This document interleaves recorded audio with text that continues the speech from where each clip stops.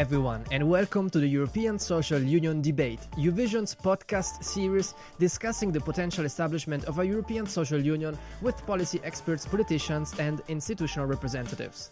This podcast series is a spin-off of an editorial project published on the Eurovision's website, where top scholars from European universities discuss the potentialities of a European Social Union for the EU. My name is Alexander Damiano Ricci, and I'm your host. Today, joining our podcast series, Sian Jones from the European Anti-Poverty Network. Welcome, Mrs. Jones. Thank you. Mrs. Jones, a key premise of the European Social Union Debate, which we are running as a podcast series, but also as a written editorial project on Eurovision's website, is the interpretation of the European Union as a fundamentally unbalanced institutional construct favoring economic and monetary integration. Would you agree with such a statement? Yes, we completely agree, and it's very much at the heart of our campaign at the moment for the future of a more social Europe.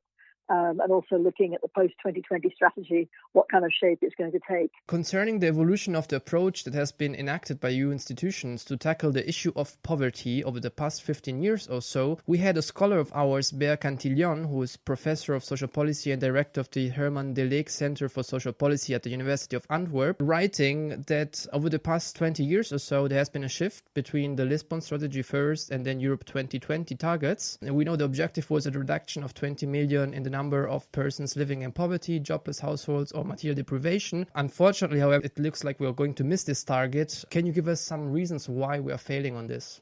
Well, first of all, there was a problem initially with the way in which the target was set up. So we have an aggregate series of indicators at risk of poverty, severe material deprivation and low work intensity. There was a lot of battling over those indicators. And then when they were finally agreed, they didn't set a percentage target. They set a target, unlike any other target in Europe 2020. They said at least 20 million. But that meant that member states didn't apply the same percentage to reducing poverty across all member states. So that's completely different from the employment target, for example. And then most member states didn't even use the indicators. So it was never really owned by member states and followed up on. So that was a major problem. But of course, more significantly, it's really the policy shift, because this was the whole period of the crisis. And instead of seeing it as an opportunity to invest in people, they basically invested in banks, saved the banks. And so the whole approach towards austerity policies, privatization, cutting public spending and public services generated more poverty. So you actually had a reverse to what the intention was in the first place, towards actually creating more poverty. So poverty increased, in fact, to 126 million at its highest point. So it was a combination of, a lack of ownership, a lack of political commitment, a lack of proper mechanisms to implement it, and then actually not putting the right policies in place. And fundamental to that is this question of the neoliberal economic approach, which generally is aiming to prime the market and to boost growth and competitiveness, instead of looking at how you can actually support more social investment, and particularly into welfare states. Right. What can be concrete policies we should enact nowadays in Europe to reduce poverty?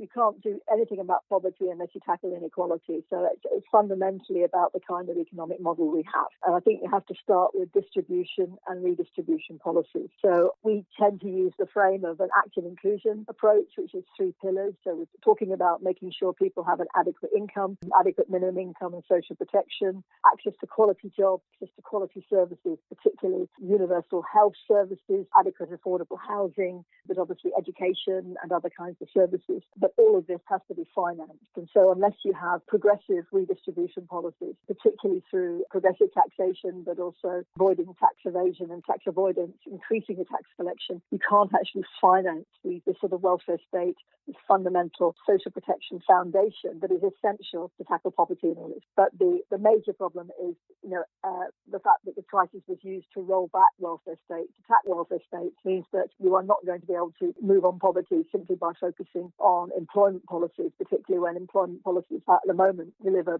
poor jobs. with a 9.6% figure on in-work poverty and climbing, and an expansion in very precarious, low-contract work. We have done some surveys at the European level, ranging from southern to northern and eastern countries, and we found an astonishing high level of support for potentially EU intervention in the areas of poverty, both among citizens and political leaders, that is to say, MPs. Do you have the same understanding that there is actually a massive support for potential measures at the European level against poverty and absolute poverty, and why can we not capitalize on this political agreement then in institutions? We think we have members across 31 countries, as well as European members and members who are working in grassroots organisation and people facing direct experience of poverty who are involved in our organisation. That's what we focus on. And their view absolutely is that there is a commitment to do something about it, that people on the whole, the kind of Europe they want is a more social Europe, is one that actually delivers for people, not just for market, for businesses. And we think that there has to be some concrete implementation of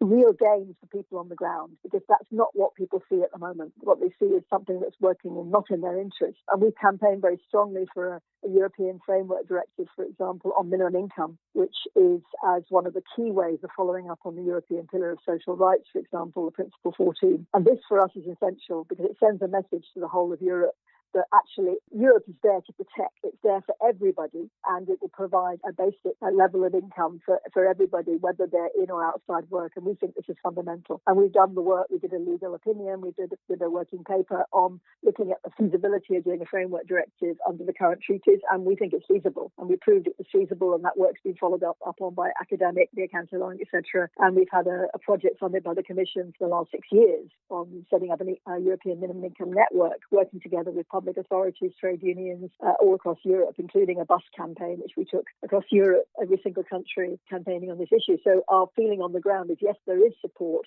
but something concrete has to be done to show that the EU is really looking at the interests of people on the ground. Mrs. Jones, thank you very much for this interesting discussion on the issue of poverty and the prospects of a European social union. Thank you for the invitation. And that's it for today's show. You can find many other contents about ideas, discourse and policies on social Europe on New Vision's website at www.uvisions.eu. Until next time, from my side, goodbye.